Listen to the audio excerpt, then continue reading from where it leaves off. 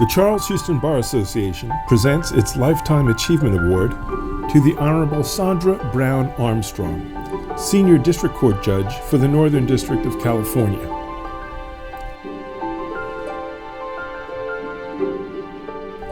The Lifetime Achievement Award is bestowed upon persons who have made significant and lasting contributions throughout their career and life.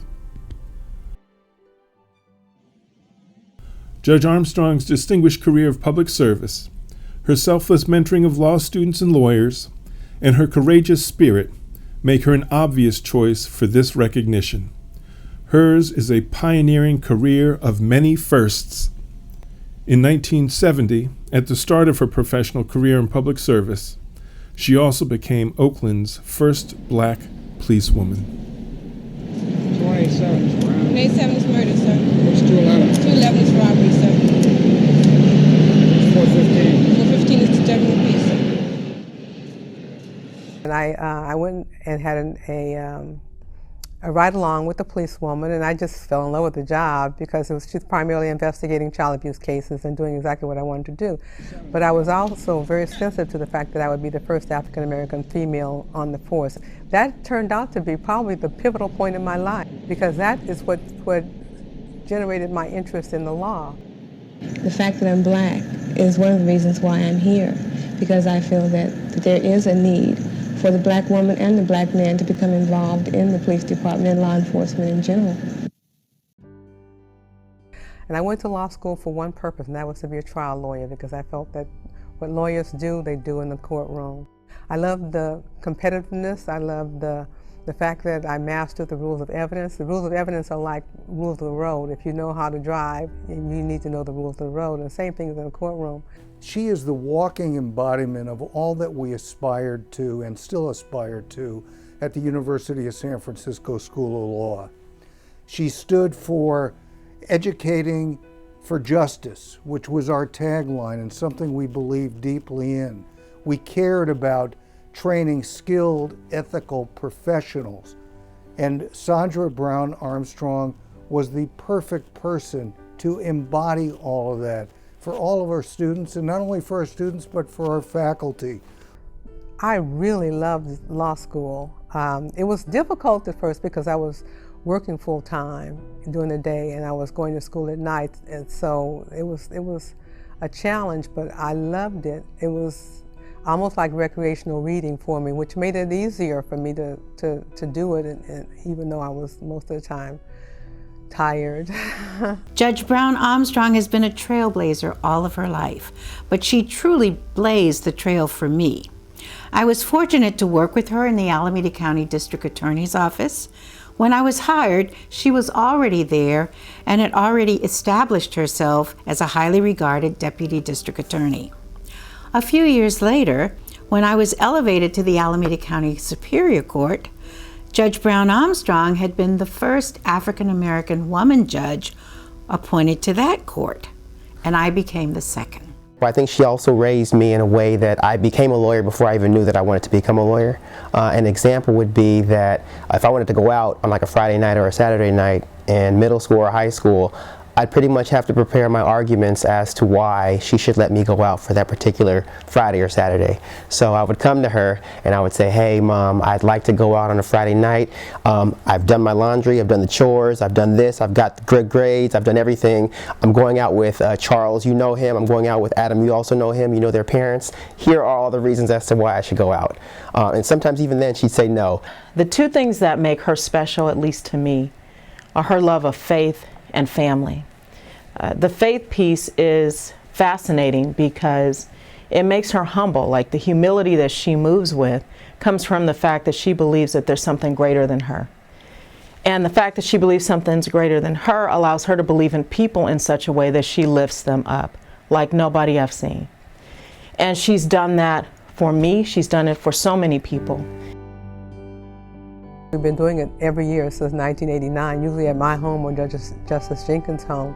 We talk about, not only about law school, but about life. What we try to do is help them with their perspective, to understand that what they're going through is normal. It's not anything that they've gone through or they're going through, somebody else has gone through already. And we share personal experiences with them, let them know that, you know, I wasn't always a federal judge. At one point I was where you are.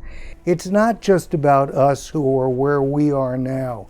It's about future generations of lawyers and judges, and the need to understand the connection between being a student and what you ultimately are promising to be when you take that oath is something that somebody like Saundra Brown Armstrong did so well and can do so well. And she accepts calls whenever from any struggling law student, lawyer, whoever that she can help, because that's what she loves to do.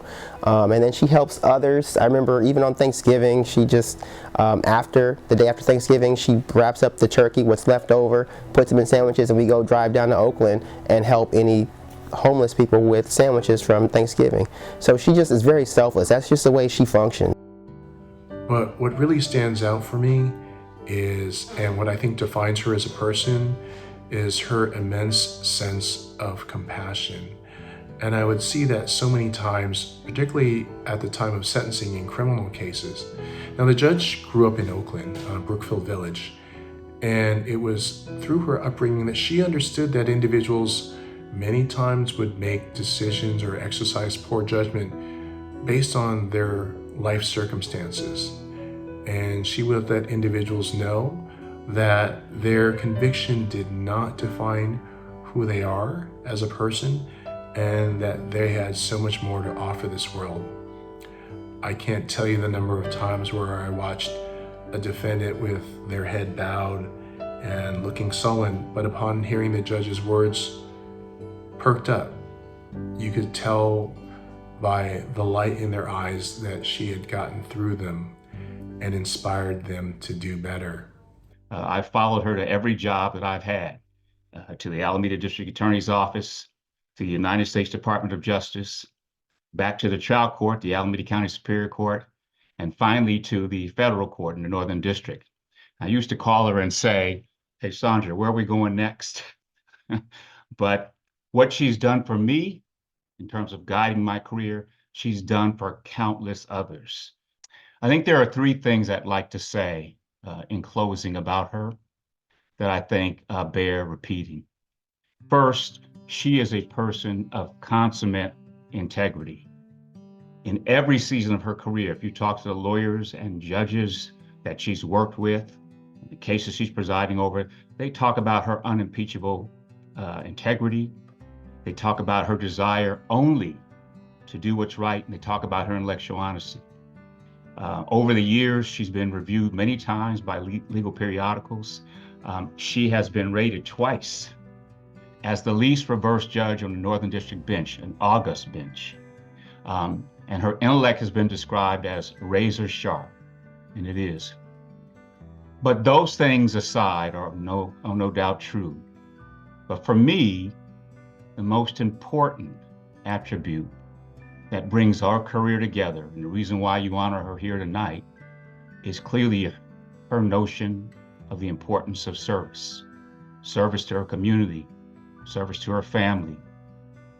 Whether it is serving as a crisis hotline counselor in Contra Costa County, fielding calls from those who are on the verge of committing suicide or another emotional embroilment, or inviting hundreds of law students into her home annually for the last 40 years to attend what's called a fireside chat, where she provides a safe place for law students, not only from USF, but law schools across the state, to talk about their fears and concerns, to give them a healthy dose of perspective, and then with a meal to turn them back around so they can go back to their schools and navigate the rigors of first-year law school. She's done all this without any form or fashion or seeking any commendation. She's done it because I believe her service mentality is a product of her abiding faith, that her gifts are to be used in the service of others. So I could say more, but I won't. I will say to Charles Houston, you have chosen well.